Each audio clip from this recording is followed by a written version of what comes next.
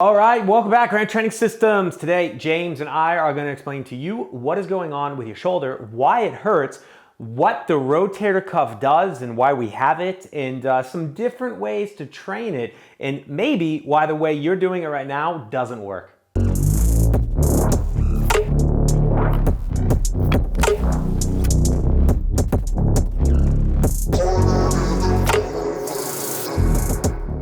All right, so we got the dual angle going on here with the camera. However, a lot of people use these bands. I don't really get it, so we're not going to. I'm gonna use my hands instead. So with that being said, let's start with the rotator cuff and what it is. It's four muscles. We don't really need to know the name of them. However, if you want to, it's pretty easy because it spells sit. So S-I-T-S, it'd be supraspinatus, infraspinatus, teres minor, and subscapularis. Again, that is not very important. What is important though is what they do. And basically, using my hand here, the rotator cuff, I'm gonna look in the second camera there, is gonna really kind of stabilize our arm bone, if you will, so the humerus, into our shoulder socket, if you will, which is the joint, which is going to be this area right there. Now, something that's interesting is a lot of times people think of this like ball and socket joint, I'm going to kind of stare into both cameras here, as being a very even fit. But really, you should imagine like a golf ball, so that would be the humeral head, if you want to be scientific, this guy right there, sitting on a golf tee. Sorry, I lost myself there for a second. So it's a very unstable joint, but not in a bad way. So if we take care of it, that's fine. However, due to that instability, we need to take care of it and be careful. And that is why understanding this anatomy of the rotator cuff is very helpful. So with that being said, if we've got this rotator cuff, the four muscles that are holding the arm into place, if you will, holding it to the shoulder bone, we need to understand that if these muscles get too tight, we're not going to be able to move efficiently, because as we try to raise our arm, we're not going to have the mobility to really go into that position without cheating from another position. Or if they get too weak, instead of stabilizing that shoulder in a good way, if you will, in a correct way, they're going to become a little bit weak, and we're going to have too much movement within the shoulder. So we like to say in physio land, too much translation. And so if this thing starts moving all about, what's going to start to happen is, let's see, can you hear that? Yeah, probably not, unless my microphones are very good. But that is the bone jamming into the shoulder bone, if you will. So you've got the humerus, the arm bone right here, and you got this little guy right there. We're just gonna call it the shoulder blade. We're gonna keep the anatomy very simple. And if this thing keeps bumping into there, we've got to be careful, because one, you've got muscles under there. Your supraspinatus actually is gonna be under there, getting pinched. The other thing going on is bone is the most sensitive tissue in the body. So if you start banging your bones into bones and all that jazz, you're gonna get inflammation simply because bone is very sensitive. So in that case, if these muscles are too weak, we're going to get a pinching process because it's going to be not moving correctly, hence the name impingement syndrome. And we're also just going to have poor movement. The poor movement is going to lead to inflammation. Inflammation has a chemical in it that makes the area more sensitive. So if something is more sensitive, you have more pain. The example I always use with that is if I would have flicked James in the shoulder and that did not hurt him, and then I made the area more sensitive and I flicked him again, he would feel it more, which is exactly why if you're having shoulder pain, it's the inflammation in there that's causing the area to be more sensitive. That is giving you your pain. So what we have to figure out is, why do you have the shoulder pain? Now, most likely it is coming from a weakness or tightness, or a little bit of both of that rotator cuff. So once we can find out the exact issue and address it, we will eliminate the problem causing the inflammation. The inflammation will then go away, and when the inflammation is gone, you won't have that pain. So often it is a mix or a ratio between the two, between being a bit weak and a bit tight, and needing to do some stretches, some mobility, and some strengthening. I'm gonna go through a little bit of everything. You're gonna play around with it, and you're gonna realize what works best for you, because there's no right and wrong answer. You gotta play with yourself, you gotta touch yourself, and as bad as that sounds, you gotta have a good time with it. That even sounds worse, so you can figure out what is going on with your shoulder, because your problem is probably not the same as James, 1-to-1, but the way in which we can fix it is gonna be very similar. However, common sense is one, not common knowledge or common practice until you start doing what you need to do and you learn it from someone like me to make it common knowledge. All right, so exercise number 1 is pretty simple. It's a external rotation with a band. However, we're gonna do it a little bit differently. You're gonna notice, one, that I don't have a towel under my shoulder. The reason we would put a towel, or you might have been told to get a towel under your shoulder, is because, one, it opens up the area of basically where our nerves and our arteries go. And two, even more simplistically, is if I'm turning from here, I'm gonna block myself because my elbow is gonna hit my upper hip or my lower ribs. So what I like to do is get rid of the towel and have a little bit of space where the towel would technically be. However, if you remember the anatomy of the rotator cuff, the job of the rotator cuff is to kind of control the shoulder. So I like to use the rotator cuff to control the shoulder. It makes more sense that way. Now, obviously, if you can't control the movement, then go ahead and start with the towel, but most likely you can control the movement. And if you're not that out of control with the movement, you're actually working your rotator cuff. So we're just trying to be a little bit more efficient and more clever with what we're doing. So with that being said, what I'm gonna do is I'm gonna try to stand as straight as I can. You might notice a curve in my spine. I have scoliosis, so if I look a little bit twisted, that's why. And from here, what I wanna do is I want to just focus on moving from the shoulder. So meaning I am not opening up at the elbow and I'm not turning my body. I like to pretend I would have like a cast on my arm, and so I'm kind of locked at this 90-degree angle in my elbow, and then I'm forced to rotate for my shoulder. So it's kind of like a door opening and closing. From here, what I would like to do is go towards like 15 or 20, because we need to remember that the rotator cuff stabilizes the arm into the body so it holds the shoulder.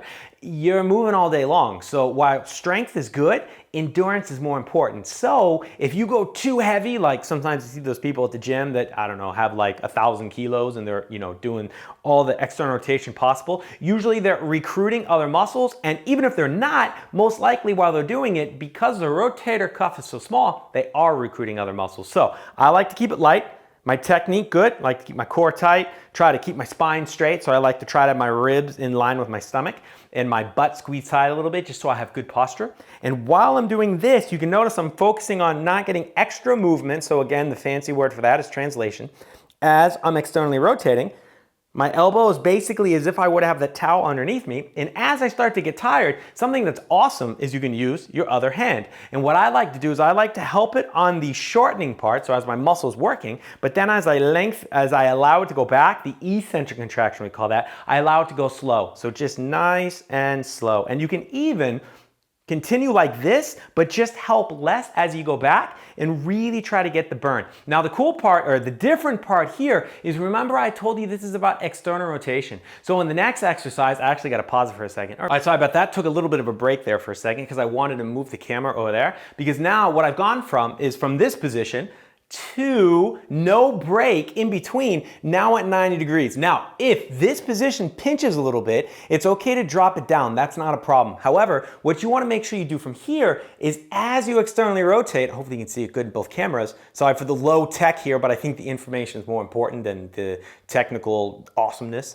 From here, I'm going now again an external rotation. Now this one's going to be more difficult because the movement, or that translation of your shoulder wanting to go forward and your body wanting to rotate, is going to be much harder for your body to resist and much easier to accidentally fall into. So you want to really try to make sure that the movement here is good. And I did not do 15 here, 15 there, and then go back. I kept it on the same side because I really want to get more time under tension. That's the fancy way of saying basically more endurance in this muscle, because I'm going a longer time with the tension, so the exercise. Again, from here. Now here, this is also very good because now I can use my other hand and I can pull just like this. So I would pull with the shortening part and then kind of let it come back on its own. Or if everything's really on fire, I'm gonna move it just like this. And so I can't stress enough how important it is to go from this one directly into that one, because we're gonna be working two different planes actually. So if a lot of people are hitting a tennis ball and that's what bothers them, or they're doing things below their shoulder, or if they're hitting a serve, or they're throwing a ball, or they're putting the sugar and the milk away, whatever. Well, I guess your milk wouldn't be that high, but whatever. If the stuff is hurting above your head, you might notice that this exercise hurts even more, and you might notice if everything hurts below, it's this one. But putting them together is great because it really allows us to focus on doubling really the time under tension. And you can even start with this one and move to that one if you want, but keep them both together, do both sides, and see if you notice a difference. So the next exercise is called the empty can. So I've actually got bottles and they're just full of water. Empty can exercise is because we empty out the can, so your thumbs are down. Now this one I would suggest doing in front of a mirror because many people do it with their shoulders hiked or one hiked or just weird posture. So looking at yourself really helps because you can make sure that your posture is good. Now, what we wanna do is if this would be 0 degrees, we wanna go to 30. So that's kind of easy to find-ish. It's called scaption, number 1, so you can just Google scaption and you can find it very easily. Or 2, what you will notice is your thumbs, or the water bottles, usually hit you in the quad. So I think my pants are the same colors as carpet. I don't know what you can see. Hopefully you can at least see my pants. And from here, I'm going very slow. Notice I'm not going quick through it because if I go quick, I still use the muscle, but I'm starting to recruit others. So what I really want to do is go nice and slow up and down and try to feel kind of like a deep burn in my shoulder. It's gonna be like doing your abs. It's not gonna make you wanna, I don't know, it's not like benching thousands of pounds in your chest, it's just on fire. It's that kind of soft, deep little burn that increases. And it's very interesting to see a lot of times $1 million pro athletes grab water bottles, and when they really recruit that supraspinatus, the muscle that we're working on here, the one that's very famous for impingement syndrome, is they get smoked just as easily as someone like us would. So as you can see, I'm going through the exercise. I'm looking at the other camera there, see if you can see the angle better. And then from here, just like I did with the external rotation, I like to continue at 30 degrees, and then I call it -1. So what that means is I'm gonna bring the bottles together behind my back, but I'm gonna actually be at 0. So I don't want you guys going back like this. That's not the direction or the plane that we want.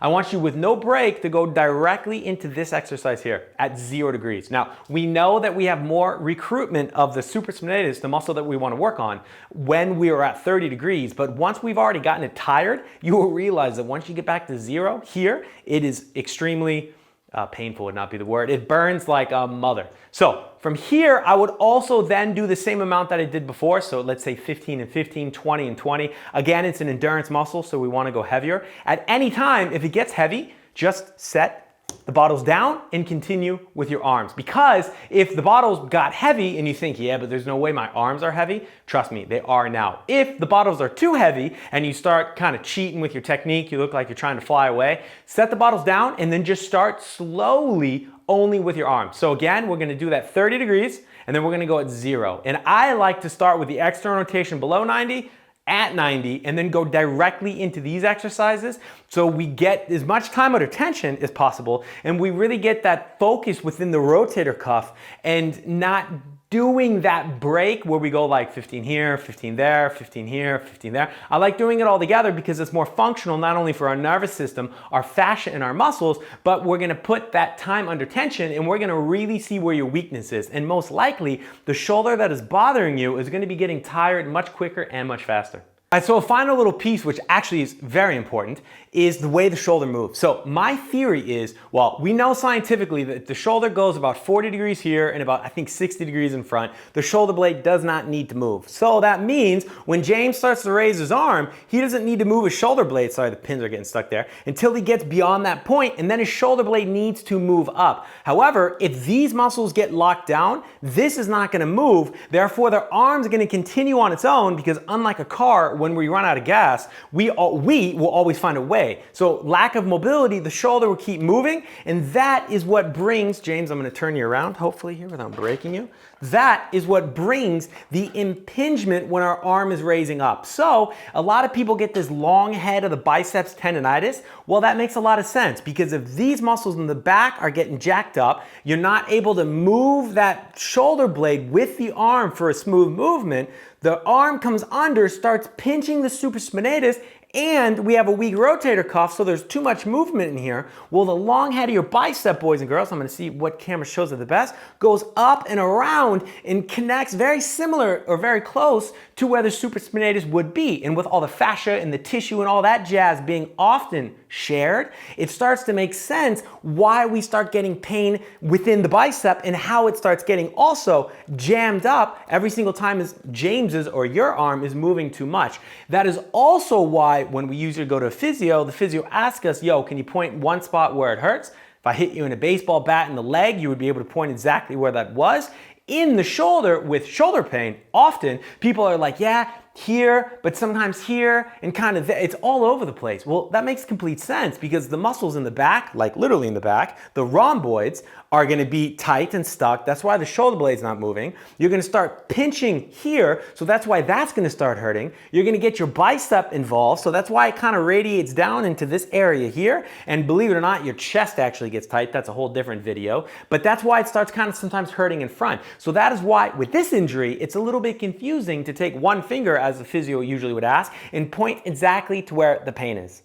All right, so James and I thank you for taking the time to watch the video. I hope it made sense. The other camera died right in the middle, or we're gonna find out exactly when I'm done and I edit this thing. So hopefully pieces were not missed. Please check out Grant Training Systems, GTSGermany.com. My Instagram handle at Grant Training Systems, which I seem to be a little bit more popular there than here. And yeah, stay tuned with all of the online programs. Please hit me up on all the social media sites. I'm pretty good at answering questions. I'm bringing my in-office business really to online. I'm just trying to help people out. And at the end of the day, that's all I want to do. So if you liked the video, please hit that goddamn bell up top, subscribe to the channel, help me grow, share it with your friends.